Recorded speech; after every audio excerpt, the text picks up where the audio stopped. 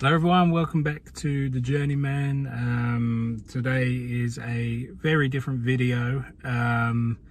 For those of you who may not know or don't follow me on my social medias, or the lack of social medias, I don't really post that much. But today is Friday, October 1st. I'm currently at Southend-on-Sea where I live. And I'm about to board a train to London because on Sunday, in less than 48 hours, October 3rd, I'm running the London Marathon 2021. It's something that's always been on my bucket list. I've led a fairly unhealthy life for the majority of my life, but I got into a real sort of fitness kick in the last 3 years, just over 3 years, and I lost like 6.5 stone. I don't know what that is in pounds, but and sort of like for the last 6 months, I've just been training solid, running, eating better, and just pushing myself because I really wanted to just be my best and perform my best for this marathon. Which is obviously why the contents, especially in the last month or so, has died down a little bit on the channel, because I've just been focusing on this. The physical hasn't really been an issue for me. It's sort of, especially the last few weeks and especially the last couple of days, which I'll go over in this video. It's kind of more like the mental side which has kicked in, but I'll get into that.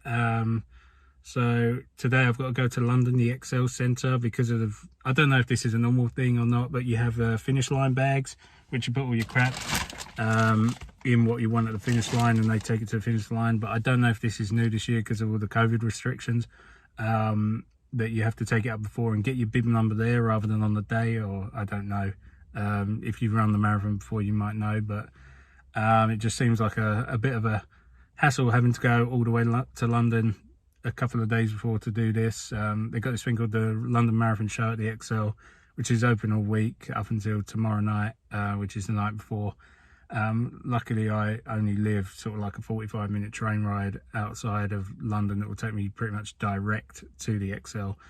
But if people are traveling from all over the world for this, so it might be more of a hassle, but oh well, it's COVID and all that stuff. But yeah, so I'm about to get on the train for that, and I'm gonna record this little journey and sort of talk about my journey for this.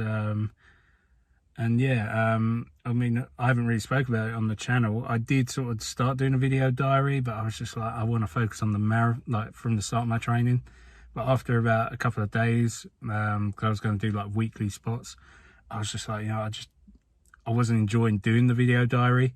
I wanted to just focus on doing the marathon because I want to do the marathon for me in my bucket list rather than for an audience. No offense to you watching, but I thought it'd be cool just to document this day, and just sort of put my thoughts out there for a little time capsule.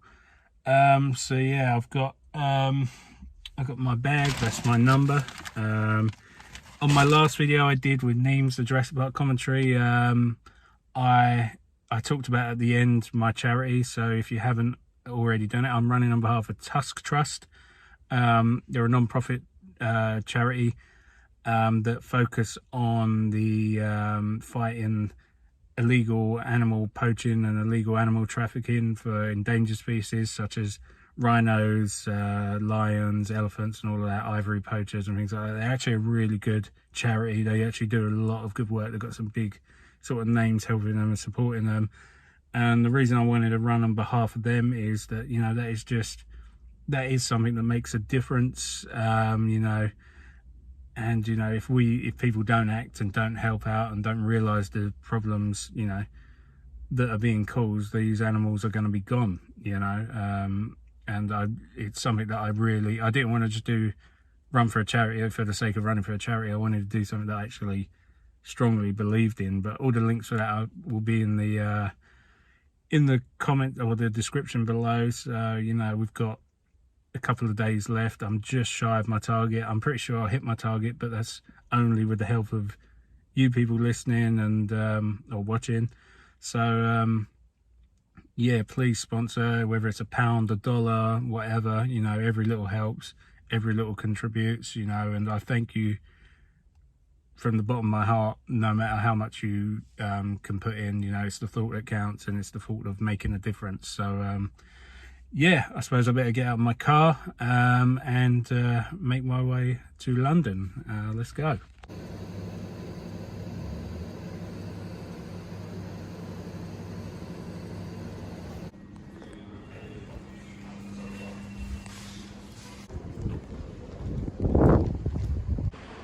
Right, I'm not sure how good this sound is. It's a little bit windy, but I've got my ticket. I'm at the station, Southern Central. Just waiting for my train. I've got about a 10-minute wait. Bought a little coffee while I'm waiting. Might as well give you a little tour of my marathon finish line bag. So this is my bag. It's got my number on it. When I packed this yesterday, I think that's when it really kicked in, sort of like the mental side of it, of just like, shit, it's close. And all I'd packed in it was this protein flapjack and some ibuprofen to stop the inflammation, which I say stop it, but it probably wouldn't do any good at that point. And I had a look online and just see on YouTube a few like marathon vloggers when they put it in their bags were like massive, like filled to the brim, and I was like, oh, I'm definitely doing this one wrong. So I chucked a few more protein bars, some jerky, just for like the some more protein hit. Put this like little mini leg massager I've got, which will just help with circulation after the marathon. And I put a change of clothes, although my wife and my daughter will be coming with me marathon day, and we'll be driving halfway and getting the train the rest of the way. I was going to have a change of clothes in the car, but I thought maybe I should have just some old clothes at the finish line. There's another train on the other side though, so I just put some old clothes on there, some old underpants and some old sliders, because I probably won't want to slip into some trainers with my sweaty, swollen feet. And yeah, so that's my finish line bag. The purpose of this is that you give it to them and they take it to the finish line, and when you cross the finish line they give it to you. But they'll also add in sort of like my finisher's medal, finisher's t-shirt, a load of free drinks, hydration stuff and protein bars and all of that. But yeah, for those who have not got people coming up to them and whatnot, it's just a way for them to have stuff at the finish line without having to run with it or rely on someone else. So yeah, so the train is due shortly. In terms of mental side of it, was kicked in about a month ago, 5 weeks ago.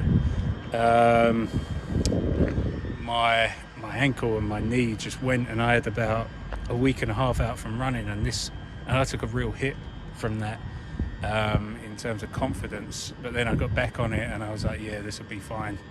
I booked a holiday with my family. We got back, today's Friday, we got back last Saturday, Mallorca, which is a Spanish island, for those who don't know, just for a break, because since COVID I'd been working 24/7, been absolutely burnt out, and as a family we just needed a little break. I went there, I was still training, I was still running, most mornings, so it didn't interrupt with my training in terms of nutrition and exercise and training. But on the last day, or the day before the last day, we spent all day in the water park, and the water was freezing. And so it was all that all day. And then in the middle of the night, when I woke up in the middle of the night, and the aircon was on full blast, and my skin and my whole body was as cold as sort of like a chicken in the supermarket, when it's in the plastic film. I was frozen solid. So I covered up with what a Spanish hotel gives you, which is a thin sheet. And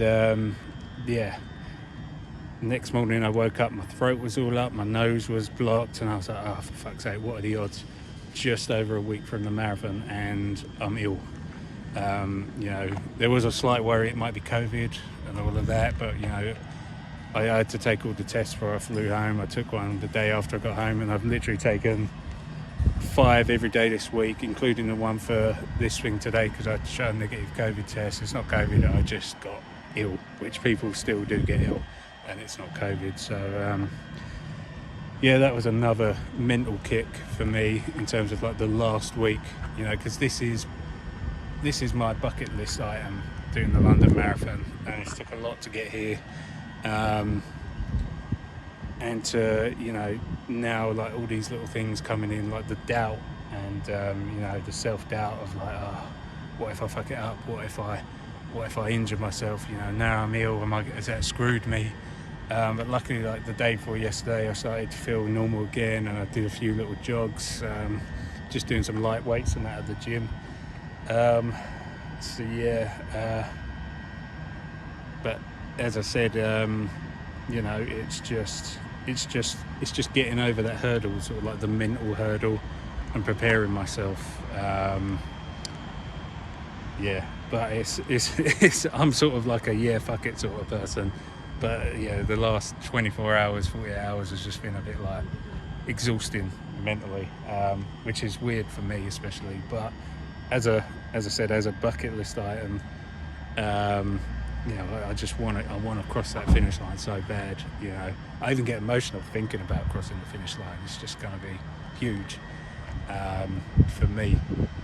And yeah, I can taste it. I just want it. And all these little things creeping in now, it's just a real test. But anyway, here comes the train. It's about an hour's train ride to the XL. I was going to drive halfway, and then you know, train from halfway, but it was literally the same. It took me longer to do that, so I just opted to relax. I've got my book, and yeah. That's a good start to the train ride. Just put my drink down my leg.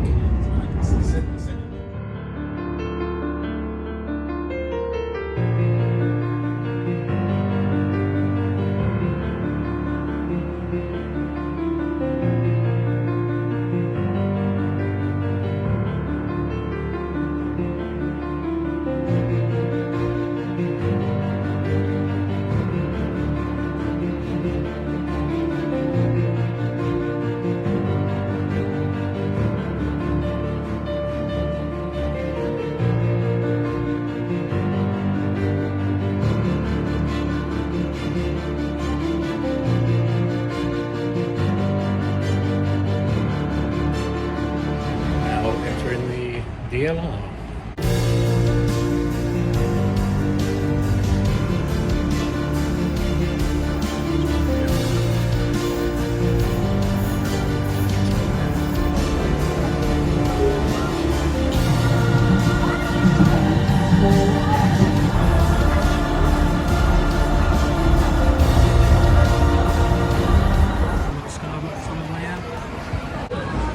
As much as I do want to have a little look around, I probably will have a little look around, but I just want to get in, get out and get home, because that was a busy DLR ride, and we're approaching rush hour on Friday evening, and it's only going to get a lot worse, so let's see how it goes. Didn't like cow.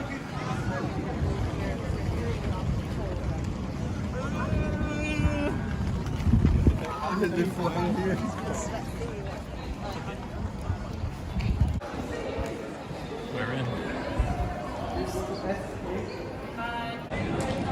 So the last time I came here was Comic-Con, London Comic-Con 2016 or 2017, one of the two. I've been told that I go to S8. I'm at N3, so it's quite a distance.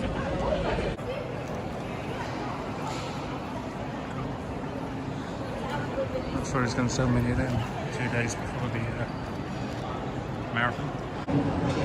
So, speaking a little bit more about the mental side, it's been affecting me. One of the things that's helped me in the last couple of weeks, especially when we was away, David Goggins' book, Can't Hurt Me.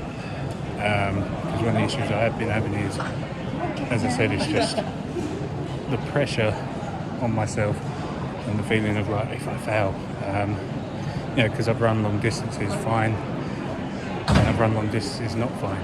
I've run short distances fine, but I've also run short distances and had issues, and that kind of has just been playing over and over in my head of like, oh man, I don't want to fail this, especially with the raising the money. A lot of people got behind me,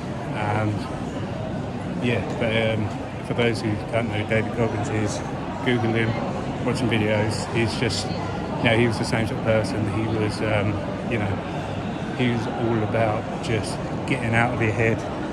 Your own worst enemy is yourself. Your biggest hater is your mind. It's all about tapping into that and using that doubt and turning it into like positivity. So I'm 3/4 of the way through the book. I'm just going to spend tonight on the train journey home, and so I was reading it on the way up here as well tonight, and most of tomorrow just going through it, and we're here at SA. Here we go. So I just dropped my stuff off. They took my stuff in my bag. Got a little bit weird giving it over. She was giving me instructions, so now I'm going to put my bib S10. She said there's probably going to be a nice big queue, so let's see. Here it is, bib collection. So here we have it, 45418. It's disgustingly real now. A quick nose around the exhibition, and then I'm going to make my way home. There's an awful lot of people buying new stuff from like the branding counters on New Balance. If you're buying new gear 2 days, less than 48 hours from the race, that might be a problem. As people say, nothing new on race day.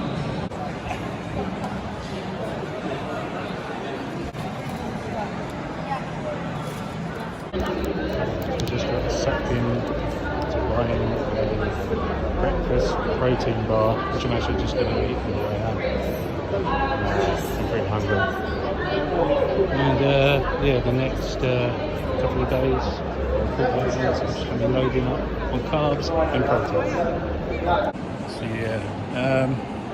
that's about it now.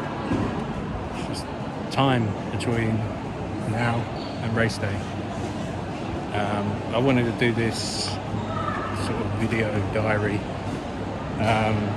just because it's just somewhere for me to kind of vent what's going through my mind and all of that. I'm a very sort of self person. I'm an introvert, I just keep myself to myself, but it was kind of building over the week, and I just wanted to sort of vent.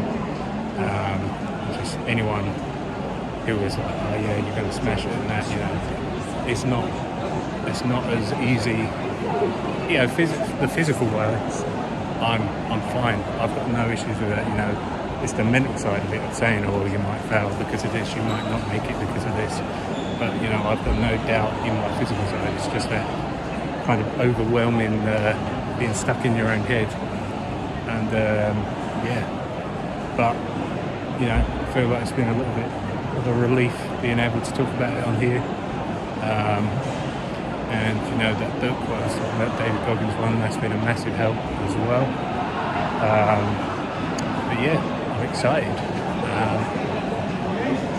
It's just gonna smash it, and tick it off my bucket list. If you haven't already sponsored me, there's still time. You can still sponsor me after if you're watching this after Sunday, but please sponsor us for a great cause. As I explained at the start of the video, I'm close to my target. You may have hit it by the time you watch this. I'm confident I'll hit the target by the time I hit race day, but it's for such a great cause. protecting endangered species from poaching and trafficking, ivory poaching, things like that is, I shouldn't even have to explain how much of an important cause it is. It's just, it's common sense. So, this is me signing out from London Excel. Just gonna jump on the train, maybe grab a drink for the way home. Stick my head in the Goggins book, put some of my tunes on. Oh, actually, that's one thing. Sorry, getting in the way. I haven't gone into. A lot of this food does look quite good. But stay away from the burrito. I'm a sucker for Mexican. I'm not going to eat it today. But music-wise, I'm debating on what to put on my soundtrack, because I'm going to have my buds in and all of that. I'm not going to have it loud. It's just sort of background noise for the race. I've got 2 playlists which I split between at the moment, my runs. I've got like the one with the sort of like general music, which is a mix of rock, some old school hip hop and all of that, and the other one is purely just sort of like inspirational movie soundtracks. One that for the last couple of weeks has been getting me through it is actually the 300, the sequel, Rise of an Empire. There's a track on there called Marathon, Junkie XL. That's what I've been, as soon as I'm waking up in the morning, I'm smashing that on, and it just gets me pumped. I advise anyone who hasn't heard it to give that track a little listen. But yeah, that's it. Sponsor me, links below for a good cause, and I'll see you on the other side.